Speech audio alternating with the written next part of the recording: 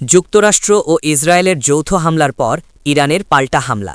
ইরানে আজ শনিবার যৌথভাবে হামলা শুরু করেছে যুক্তরাষ্ট্র ও ইসরায়েল।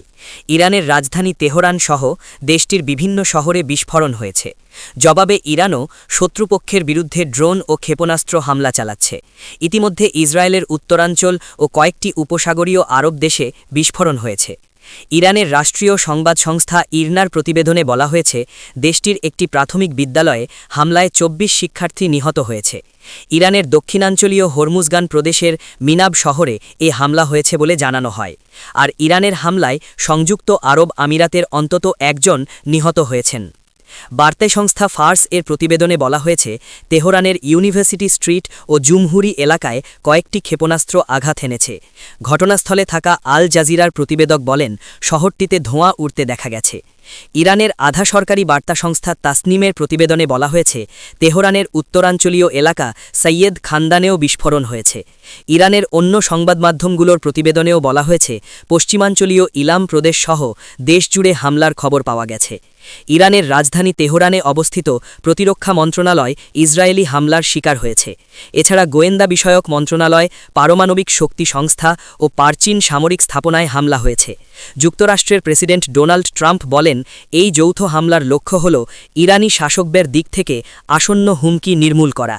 ইসরায়েলের প্রধানমন্ত্রী বেনিয়ামিন নেতানিয়াহু বলেন, ইরানের ওপর হামলার লক্ষ্য হল বিদ্যমান হুমকি দূর করা। তার দাবি, ইসরায়েল ও যুক্তরাষ্ট্রের এ যৌথ পদক্ষেপ সাহসী ইরানিদের তাদের ভাগ্য নিজের হাতে গড়ার সুযোগ তৈরি করবে। তিনি মার্কিন প্রেসিডেন্ট ট্রাম্পের ঐতিহাসিক নেতৃত্বের প্রশংসা করেন। ইরানের সর্বোচ্চ জাতীয় নিরাপত্তা পরিষদ যুক্তরাষ্ট্র ও ইসরায়েলের যৌথ হামলাকে নৃশংস অভিযান উল্লেখ করে ক্ষোভ জানিয়েছে। যুক্তরাষ্ট্রের সঙ্গে আলোচনা চলার মধ্যে এ হামলা হয়েছে উল্লেখ করে এক বিবৃতিতে পরিষদ লিখেছে, আবারও আলোচনা চলাবস্থায় হামলা হলো।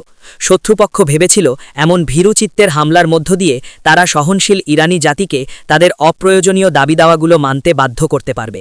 সৌদি আরব, বাহরাইন, সংযুক্ত আরব আমিরাত ও কুয়েতেও বিস্ফোরণ হয়েছে। ইরানে হামলার পরপরই পাল্টা হামলার আশঙ্কা করছিল ইসরায়েল। ইরানের ক্ষেপণাস্ত্র প্রতিহত করতে ইসরায়েলি বাহিনী কাজ করছিল। তবে এরই মধ্যে দেশটির উত্তরাঞ্চলে বিস্ফোরণ হয়েছে। এছাড়া সৌদি আরব, বাহরাইন, সংযুক্ত আরব আমিরাত ও কুয়েতেও বিস্ফোরণ হয়েছে। এক উচ্চপদস্থ ইরানি কর্মকর্তা আল জাজিরাকে বলেন, মধ্যপ্রাচ্যে যুক্তরাষ্ট্র ও ইসরায়েলের সব স্থাপনা ও তাদের স্বার্থ সংশ্লিষ্ট জায়গাগুলো এখন বৈধ হামলার লক্ষ্যবস্তু হয়ে গেছে। এই আগ্রাসনের পর আর কোনো লাল রেখা থাকছে না। ফার্স নিউজের খবরে বলা হয়েছে, কাতারে আল উদিদ বিমানঘাঁটি, কুয়েতে আল সালেম বিমানঘাঁটি, সংযুক্ত আরব আমিরাতে আল দারফা বিমানঘাঁটি ও বাহরাইনে যুক্তরাষ্ট্রের নৌবাহিনীর 5th ফ্লিটে হামলা হয়েছে। সংযুক্ত আরব আমিরাতের রাষ্ট্রীয় সংবাদ সংস্থার খবরে বলা হয়েছে, ইরান থেকে ছোড়া কয়েকটি ক্ষেপণাস্ত্র প্রতিহত করা হয়েছে। আবুধাবিতে অন্তত একজন নিহত হয়েছেন। এছাড়া সৌদি আরবের রিয়াদেও বিস্ফোরণ হয়েছে। উপসাগরীয় এসব দেশের মার্কিন ঘাঁটিতে ইরানের হামলার নিন্দা জানিয়েছে সংযুক্ত আরব আমিরাত। এ হামলাকে জাতীয় সার্বভৌমত্ব ও আন্তর্জাতিক আইনের চরম লঙ্ঘন হিসেবে আখ্যায়িত করেছে তারা। উপসাগরীয় দেশগুলোয় ইরানের হামলার কঠোর নিন্দা জানিয়েছে সৌদি আরব। তারা হুঁশিয়ারি দিয়ে বলেছে, রাষ্ট্রের সার্বভৌমত্ব ও আন্তর্জাতিক আইন লঙ্ঘনের ঘটনা চলতে থাকলে কঠোর পরিণতি ভোগ করতে হবে। এক মার্কিন কর্মকর্তা আল জাজিরাকে বলেন, ইসরায়েল ও যুক্তরাষ্ট্রের যৌথ সামরিক অভিযানের অংশ হিসেবে মার্কিন বাহিনী বেশ কিছু যুদ্ধবিমান ও যুদ্ধজাহাজ মোতায়েন করেছে। এর মধ্য দিয়ে পারমাণবিক কর্মসূচি নিয়ে সমঝোতার জন্য ইরানকে চাপ দেওয়ার চেষ্টা চলছে। রয়টার্সকে এক মার্কিন কর্মকর্তা বলেন, যুক্তরাষ্ট্র আকাশ থেকে ও সমুদ্র থেকে হামলা চালাচ্ছে। ইরানের এক কর্মকর্তার বরাতে রয়টার্স বলেছে, খামেনি তেহরানে নেই এবং তাকে নিরাপদ স্থানে স্থানান্তরিত করা হয়েছে। ইসরায়েলি এক ডিফেন্স কর্মকর্তা রয়টার্সকে বলেন, কয়েক মাস ধরে এই হামলার পরিকল্পনা করা হচ্ছে। হামলার তারিখ কয়েক সপ্তাহ